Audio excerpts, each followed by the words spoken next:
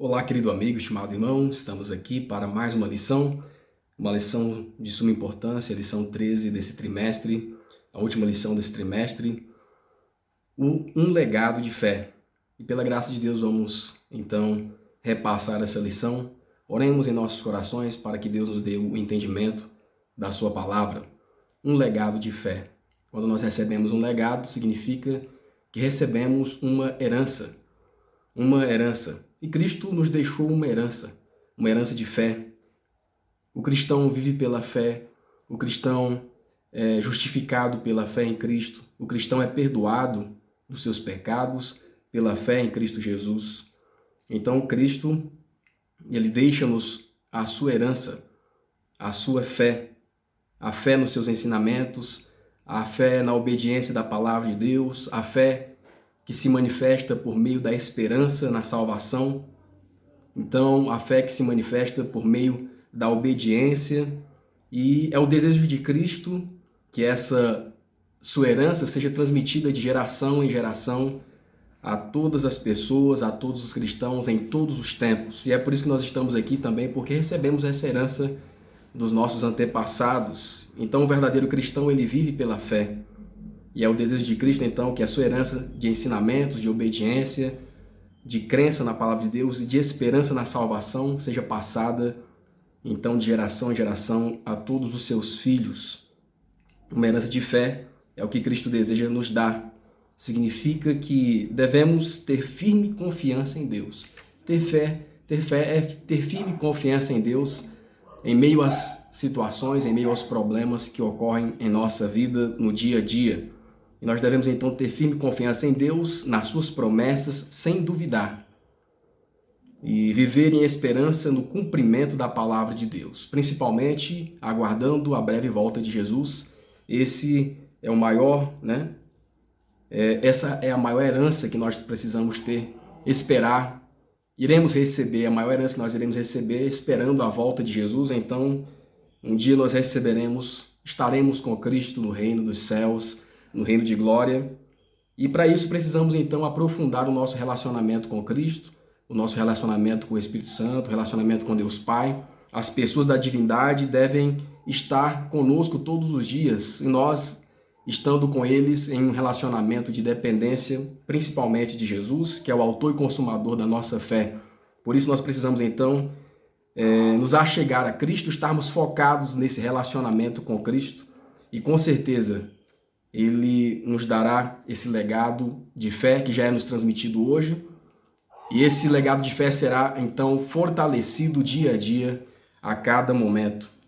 Diz assim aqui a palavra do Senhor, Romanos 15:13, o texto básico. Ora, o Deus de esperança vos enche de todo gozo e paz em crença, para que abundeis na esperança pela virtude do Espírito Santo. Então é desejo de Deus que vivamos na esperança da volta de Jesus, e consigamos então viver nessa virtude do Espírito Santo que nasce em nós, o fruto do Espírito Santo, e andemos então na verdadeira esperança do cristão, que é viver para a glória de Deus e esperar a volta de Jesus, e que um dia essa esperança se concretizará, se materializar. Precisamos para isso manter um relacionamento íntimo e verdadeiro com Deus, com Jesus Cristo a cada dia. Meus irmãos e irmãs, mantenham a mente firme em Jesus, mantenham a alma elevada a Deus em oração. Aqui está a importância da oração. A oração nos faz mantermos íntima comunhão com Jesus, faz nos manter uma íntima relação com Deus, uma verdadeira amizade. Então começa pela oração. Precisamos então buscar a Deus em oração para começarmos a ter esse relacionamento. Contemplem Jesus e o que Ele suportou e sofreu por nós, a fim de que pudéssemos ter aquela vida que se mede com a vida de Deus. Então está aqui diante de nós maravilhosos conselhos da palavra do Senhor, para que possamos então realmente ao final da nossa carreira cristã alcançarmos a verdadeira herança, um verdadeiro legado de fé. Pois é o desejo de Cristo que vivamos a sua palavra pela fé. Essa fé que uma vez foi entregue aos santos. E essa fé, então, ela opera dia a dia no nosso caráter, causando uma transformação. Isso se tornará visível na vida de todos aqueles que então procuram a Cristo, manter um relacionamento íntimo com Ele, uma vida transformada pelo Evangelho de Jesus. O primeiro tópico vem nos falando sobre edificando corajosamente. A letra A, como podemos edificar uns aos outros de modo mais eficaz. Romanos 14, verso 19. Sigamos, pois, as coisas que servem para a paz e para a edificação uns dos outros. Então, quando nós lemos essa passagem, nós nos perguntamos, o que significa edificar uns aos outros? Como podemos edificar uns aos outros? Como podemos nos edificar, Então, quando vem essa pergunta na nossa mente, nós podemos então refletir e edificar. Como nós podemos edificar? Através do amor. Amar as pessoas, o verdadeiro amor de um para com os outros. O verdadeiro amor, ele edifica as pessoas. O verdadeiro amor, ele é fruto do Espírito. Então, ele nasce em nossos corações, dando a amplitude necessária da prática do verdadeiro amor de Cristo para os nossos corações. Então, nós temos esse grande exemplo que o amor pode também nos edificar.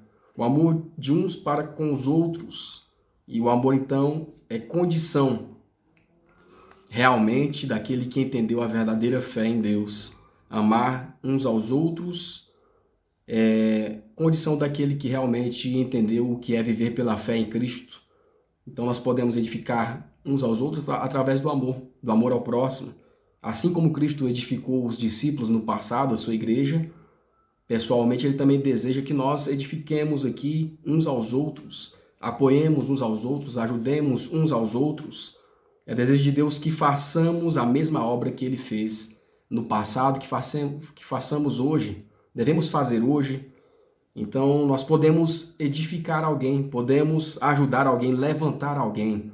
Como nós podemos fazer isso? Por meio das nossas ações, através de uma palavra de encorajamento, através do amor, do serviço, servir ao nosso próximo. Será que as nossas palavras estão ferindo mais ou estão ajudando mais as pessoas? Precisamos refletir em tudo isso.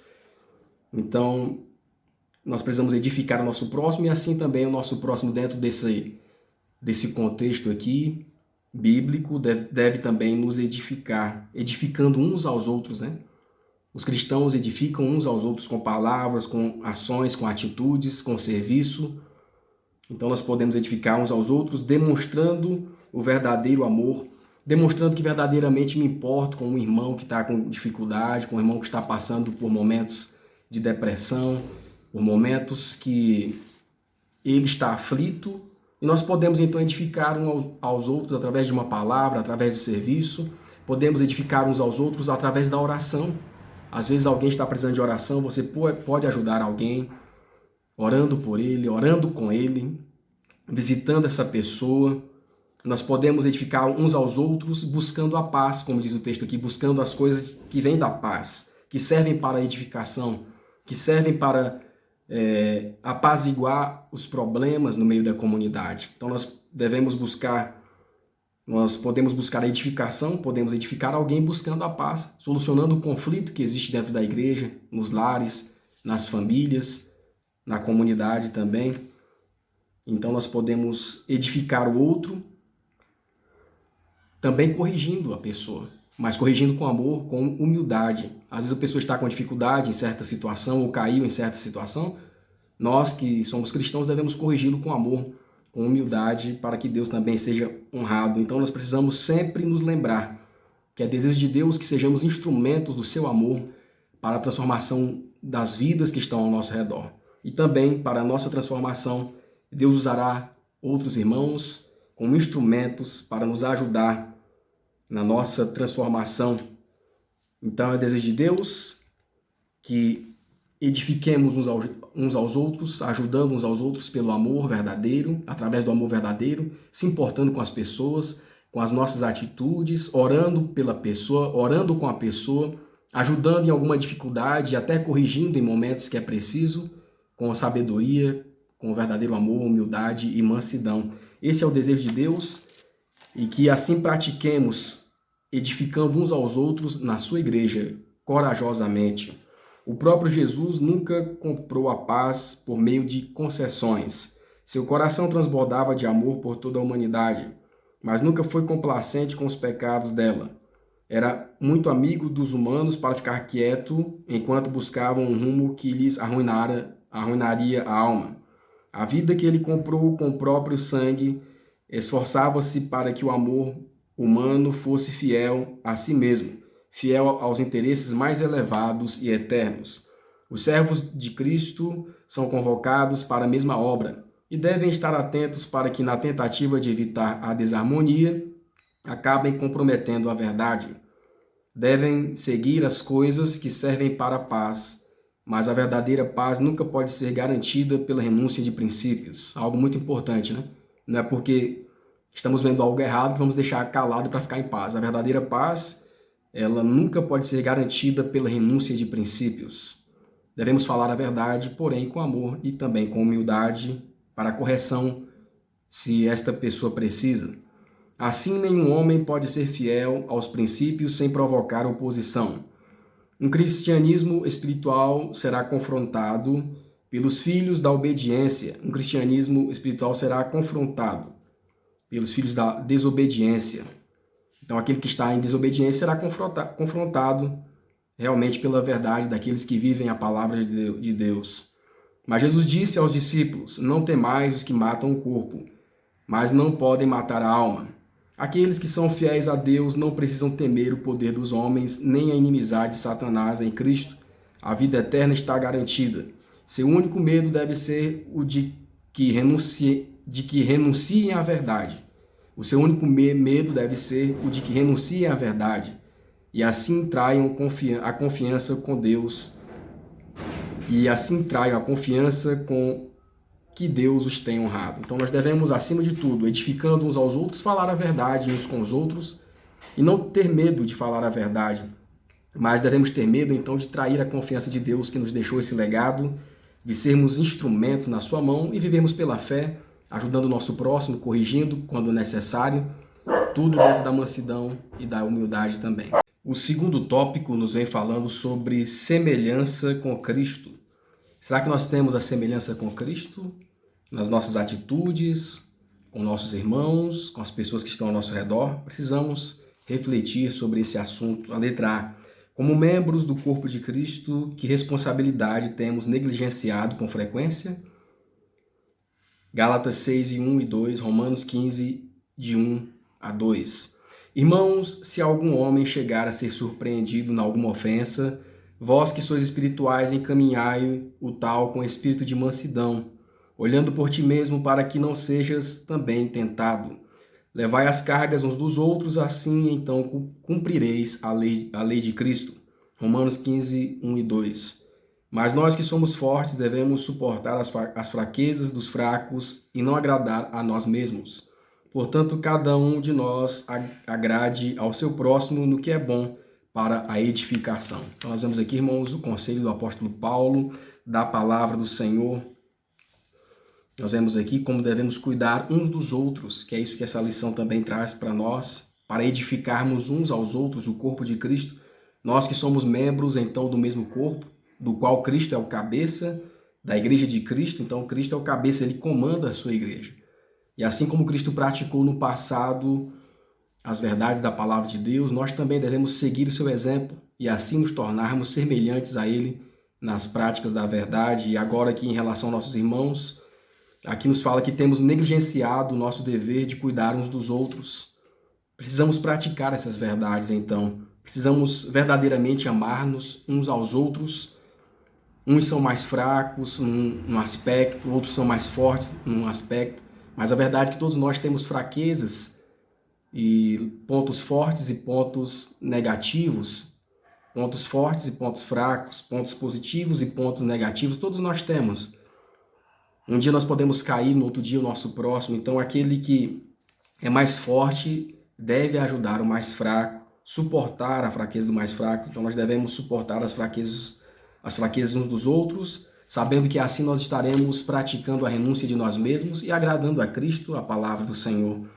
E se alguém vier a cair em alguma tentação, em alguma ofensa, em alguma situação, em alguma transgressão, nós devemos tratá-lo com respeito, porque é uma vida pela qual Cristo morreu, é uma vida pela qual Deus tem interesse, é uma vida que Deus deseja salvar, assim como nós todos. Então nós devemos tratar todos os nossos irmãos, mesmo aqueles que tenham caído porventura em alguma situação de dificuldade, de pecado, devemos tratar com humildade, com mansidão, com longanimidade, olhando para nós mesmos, para que não venhamos também a cair na mesma situação, vigiando a nossa própria vida, a nossa própria conduta, como diz aqui a palavra do Senhor, pois nós também poderíamos estar na mesma situação que aquela pessoa está passando naquele momento. Então nós precisamos, irmãos, ter empatia, precisamos ter humildade, precisamos ter compaixão e tolerância uns para com os outros. É a mensagem da palavra de Deus aqui nesse tópico, uns para com os outros. Então nós devemos buscar poder em Cristo para ajudar o nosso próximo, levando as cargas uns dos outros, diz aqui o texto. Então significa que devemos servir os nossos irmãos, mesmo quando passarem por dificuldades, por provações, por situações que caiam até da fé. Mesmo em momentos de dificuldade, né? Um ajudando ao outro, levando as cargas uns dos outros, a servir uns aos outros, mesmo em momentos de adversidade na vida de um irmão. Essa é a palavra de Deus para cada um de nós. Então, da mesma forma que Deus nos tratou com amabilidade, com amor, nos tratou com tolerância, com mansidão, com compaixão, com humildade, nós também devemos tratar o nosso próximo.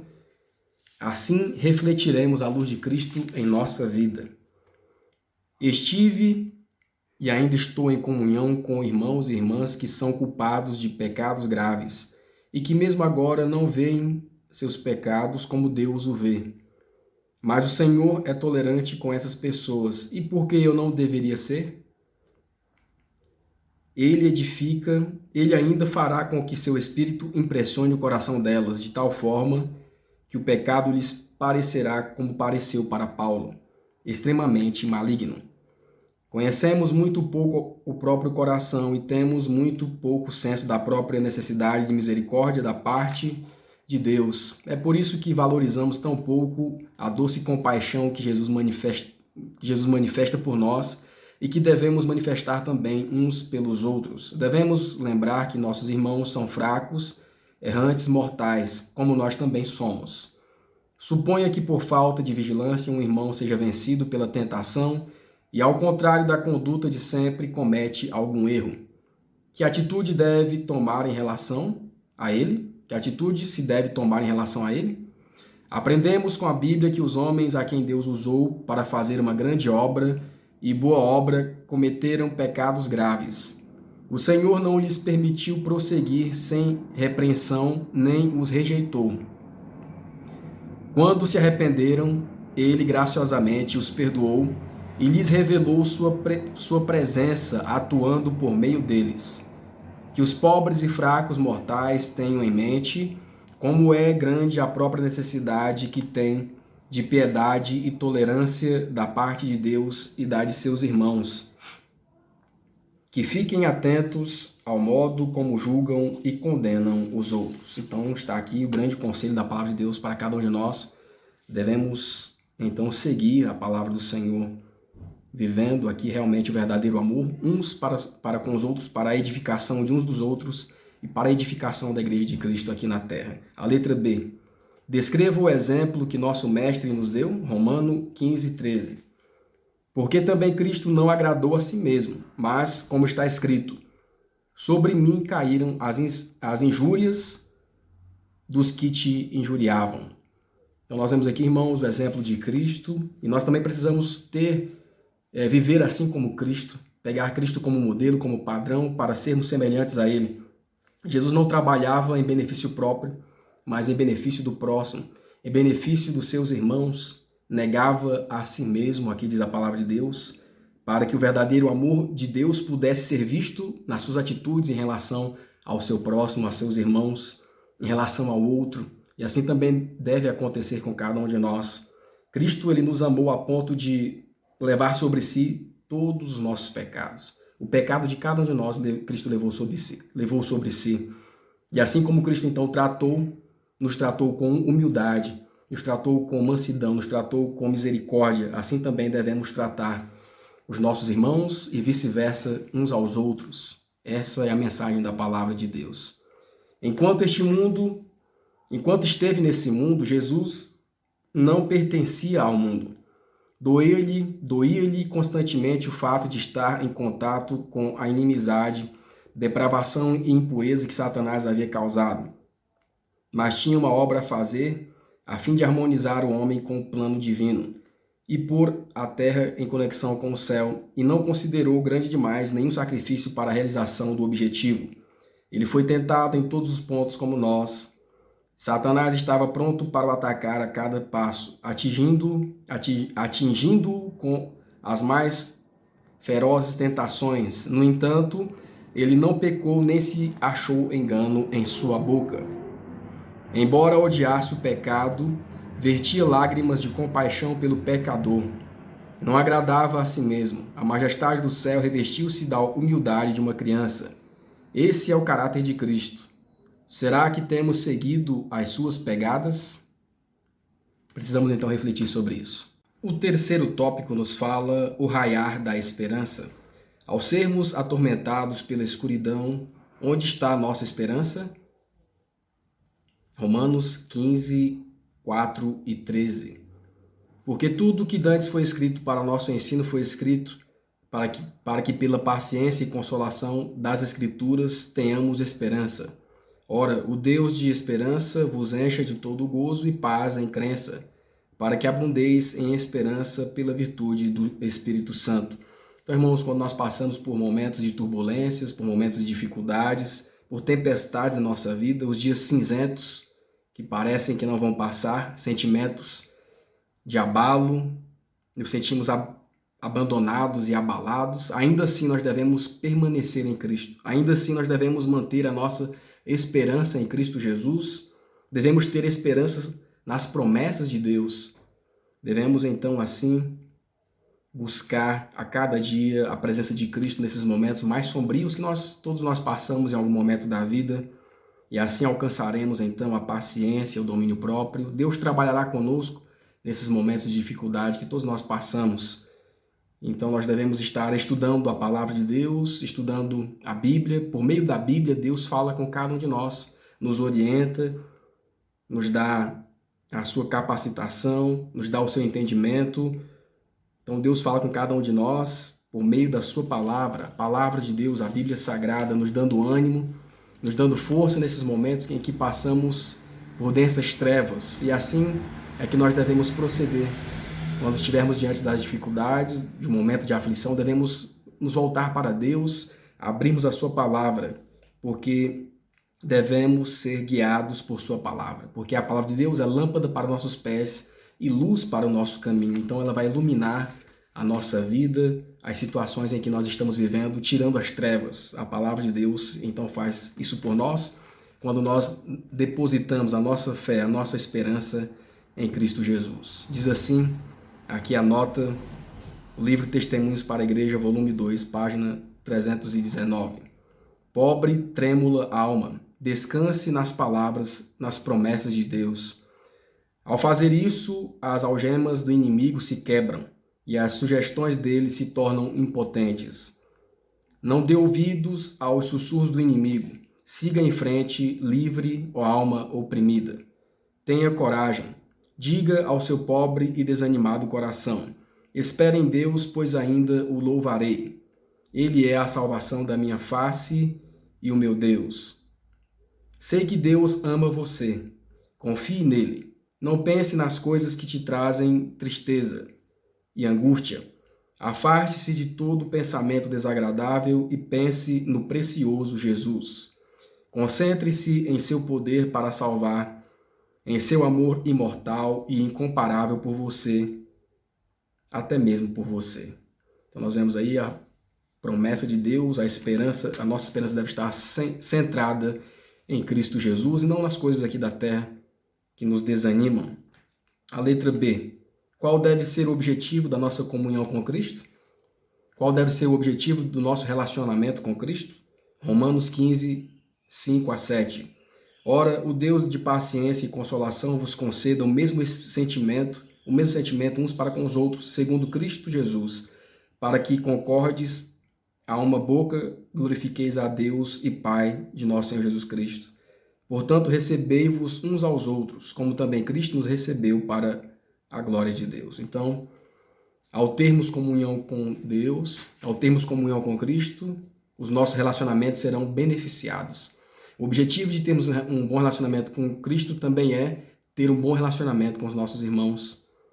Assim como Deus nos recebeu, assim devemos também receber os nossos irmãos, ajudar os nossos irmãos nas suas fraquezas, nas suas dificuldades. Então, mantendo comunhão com Cristo, mantendo amizade com Cristo, a consequência é que teremos paz uns com os outros, né? E agiremos com o mesmo sentimento. Se verdadeiramente estivermos em Cristo, unidos com Cristo, estaremos então unidos uns com os outros, cuidaremos uns dos outros nas nossas fraquezas. O objetivo de termos então comunhão com Cristo é termos harmonia uns com os outros. E a harmonia e a união no povo de Deus, no meio do povo de Deus, será um grande testemunho para todas as nações a favor do Evangelho de Cristo, sobre Cristo, o trabalho que Cristo pode fazer em nossos corações, em cada vida.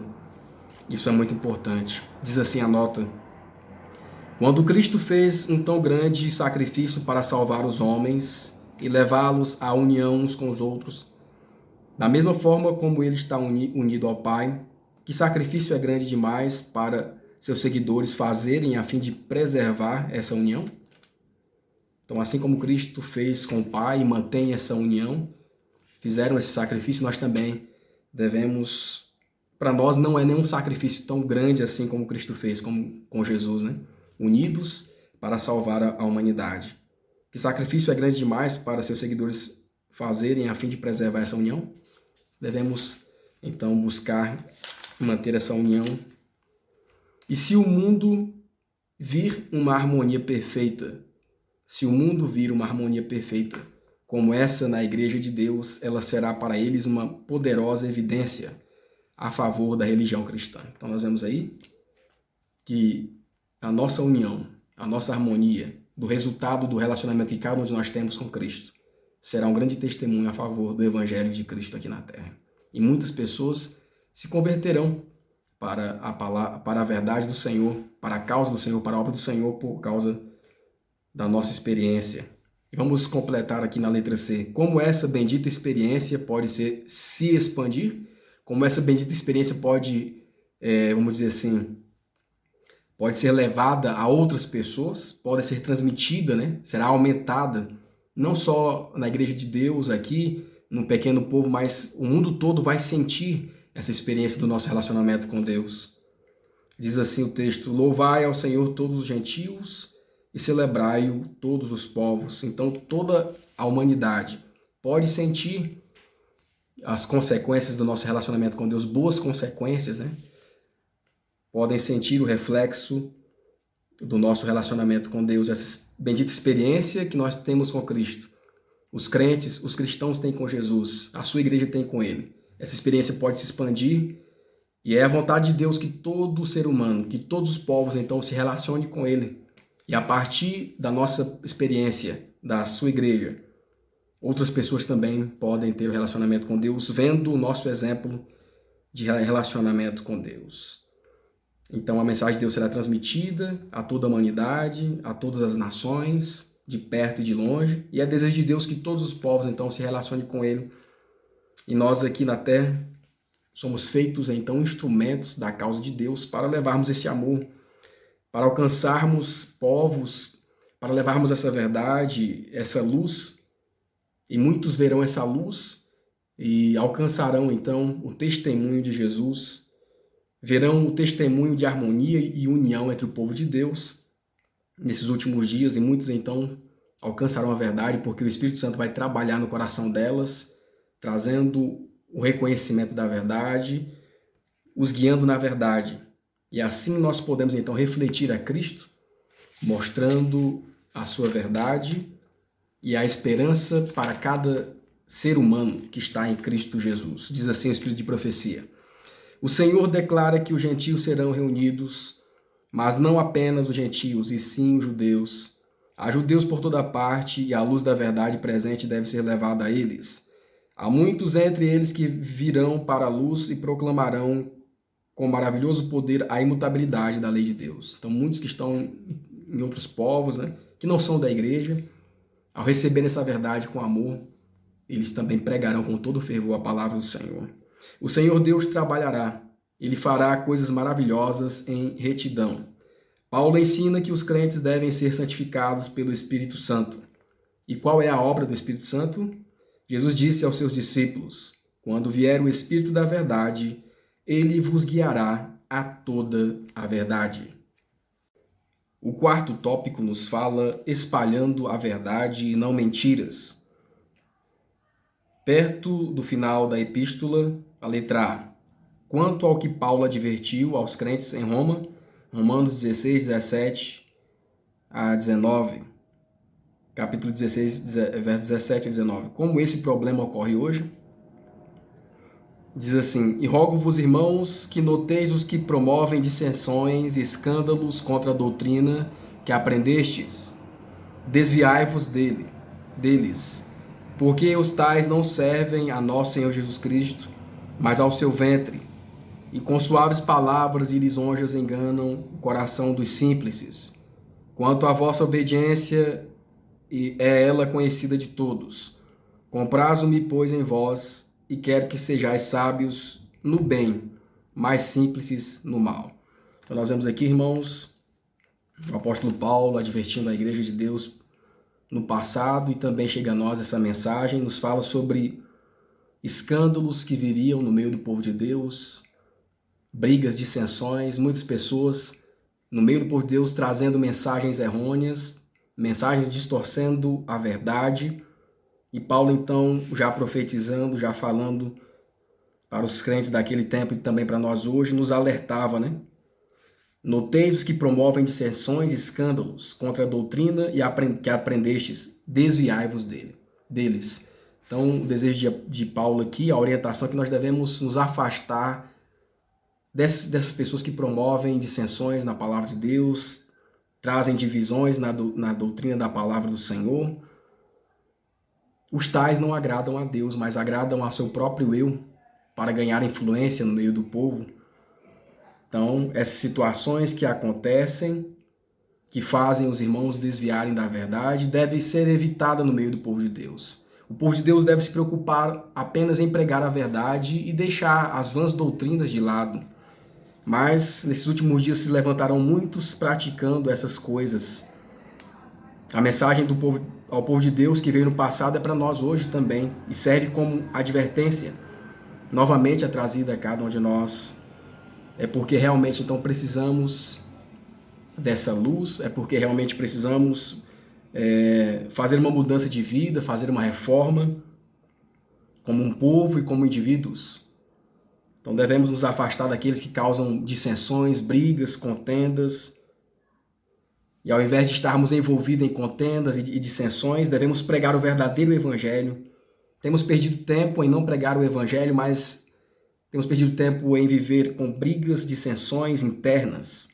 Isso tem prejudicado a obra do Senhor. Satanás tem tido vantagem em muitas situações por causa desses problemas de contendas, dissensões e do amor ao próprio eu, de pessoas que levantam teses e situações para enganar o povo de Deus. E muitos acabam perdendo tempo falando situações e criando problemas, polêmicas. E assim cria desunião e desarmonia dentro do povo de Deus. Precisamos vigiar sobre isso também. O irmão está enganado e ao mesmo tempo enganando a outros. Seu tema tem sido a consagração, quando a própria alma não está certa. Sua mente está dividida, ele não tem âncora para firmá-la e tem flutuado sem uma fé firme. Ocupa a maior parte do tempo em narrativas de relatos e histórias planejadas para distrair e perturbar as mentes. Tem muito a dizer a respeito do meu marido e de mim e contra as visões. Ele permanece nesta posição, denunciai e denunciaremos. Deus não lhe deu tal permissão. Ele não sabe a quem está servindo. Satanás o tem usado para confundir as mentes. A pouca influência que teve, usou para prejudicar as mentes e contra a mensagem do terceiro anjo. Então, vemos aqui, irmãos, nós estamos usando a nossa influência para a pregação da verdade ou para a propagação das mentiras? Precisamos refletir. Deus abrirá os olhos das almas honestas para compreender a obra cruel daqueles que espalham e dividem. Ele marcará aqueles que causam divisões para que todo sincero possa escapar da armadilha de Satanás. A letra B. Porque podemos seguir adiante olhando para frente com esperança? Romanos 16 e 20. Apesar das dificuldades que o povo de Deus encontrará no futuro ou encontra nesse momento, nós devemos seguir adiante. Por quê? Romanos 16, verso 20. E o Deus de paz esmagará em breve Satanás debaixo de vossos pés. A graça do nosso Senhor Jesus Cristo seja convosco. Amém. Então nós podemos seguir em frente, sem medo de pregar o Evangelho, sem medo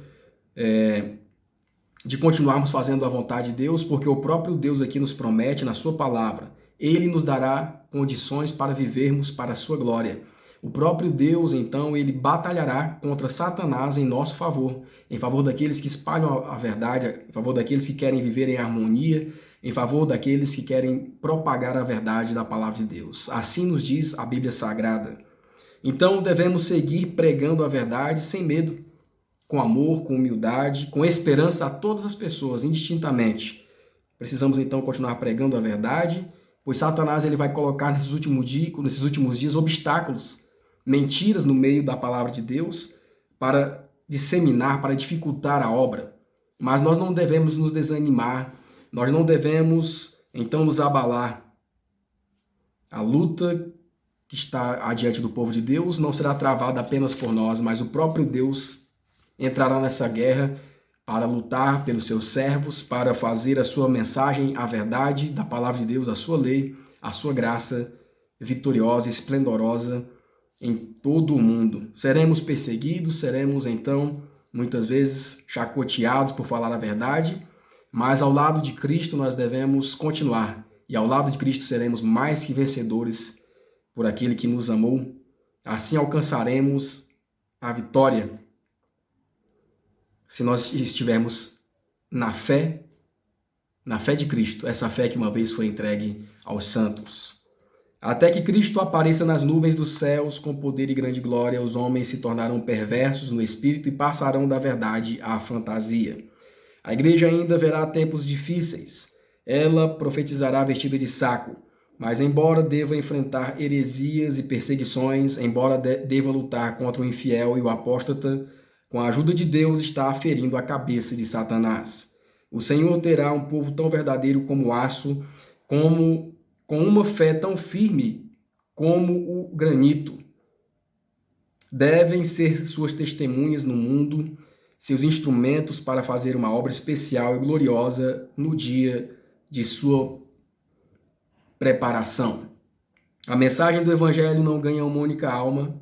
A mensagem do Evangelho não ganha uma única alma para Cristo, nem abre caminho para um único coração sem ferir a cabeça de Satanás. Sempre que um cativo é arrancado das garras dele, libertado da sua opressão, o tirano é derrotado. As editoras são instrumentos nas mãos de Deus para enviar a todas as línguas e nações a preciosa luz da verdade. Essa luz está alcançando até as terras pagãs e está constantemente fazendo incursões contra a superstição e erros concebíveis.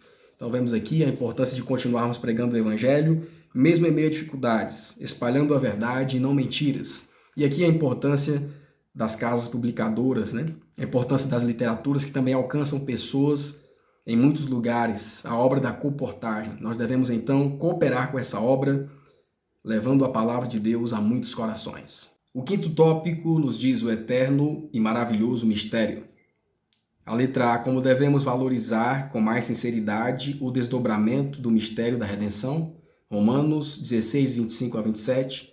Ora, aquele que é poderoso para vos confirmar segundo o meu evangelho e a pregação de Jesus Cristo, conforme a revelação do mistério que desde os tempos eternos esteve oculto, mas que se manifestou agora e se notificou pelas Escrituras dos profetas, segundo o mandamento do Deus eterno, a todas as nações para a obediência da fé. Ao único Deus sábio seja dada a glória por Jesus Cristo para todos sempre. Amém. Então nós temos aqui, irmãos, como devemos valorizar com mais sinceridade o desdobramento do mistério da redenção. Irmãos, nós devemos valorizar a obra da redenção, fazendo valer a nossa salvação em Cristo. A salvação que Cristo, da obra que Cristo fez, a obra redentora, a obra salvífica que ele fez e ganhou na cruz do Calvário por cada um de nós, derrotando o inimigo, deve ser valorizada por cada um de nós. Essa obra de Cristo deve ser estudada, deve ser exposta a todas as pessoas, o plano da redenção, levando as pessoas ao conhecimento da palavra de Deus, ao entendimento da obra de Cristo. Assim nós honramos a palavra de Deus, assim nós honramos o mistério da redenção, valorizamos essa obra que Cristo fez por cada um de nós, levando a cada alma, a cada ser humano, a verdade da palavra do Senhor. Então nós devemos valorizar a nossa salvação, também praticando as verdades que nós ensinamos sobre a palavra de Deus, sobre o Evangelho de Cristo, não ficando apenas na teoria, mas também indo para a prática, a mensagem prática do amor de Deus a cada pessoa. Esse é o nosso dever. Então nós devemos a cada dia estudar a palavra de Deus, a mensagem cristocêntrica, porque Cristo é o centro do plano da redenção. E nós devemos então a cada dia, em Cristo Jesus, levar essa mensagem agora de maneira prática em nossas vidas, a cada pessoa que está ao nosso redor. Levar essa bênção da salvação a outras almas, a pessoas que ainda não tiveram um encontro com Jesus. Pelo estudo da redenção e também pelo trabalho prático, nós devemos levar o conhecimento da verdade às pessoas que estão ao nosso redor. Assim nós valorizamos a obra de Cristo, a obra que Cristo fez por cada um de nós na cruz do Calvário.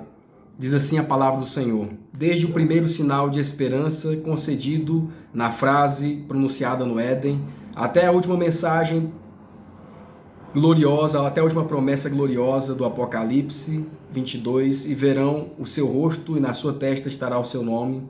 O peso de cada livro e de cada passagem da Bíblia é o desdobramento desse maravilhoso tema, a elevação do homem, o poder de Deus que nos dá a vitória por nosso Senhor Jesus Cristo. Então, a nossa mensagem deve ser essa, pregar sobre a redenção em Cristo Jesus, o poder que nos dá a vitória e a esperança.